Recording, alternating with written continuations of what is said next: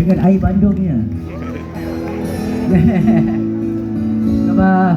Khabar baik abang. Apa sihat abang? Saya alhamdulillah. Terima kasih.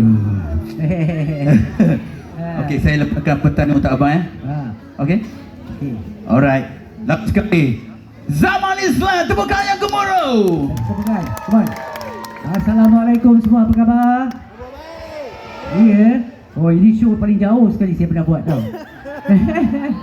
Okey. Jadi rata-rata pun semua orang Ampang Okey, jadi kita lah kawan-kawan dia semua Okey, jadi kita berhibur dengan sebuah lagu dulu. Lagu pembukaannya saya macam biasalah.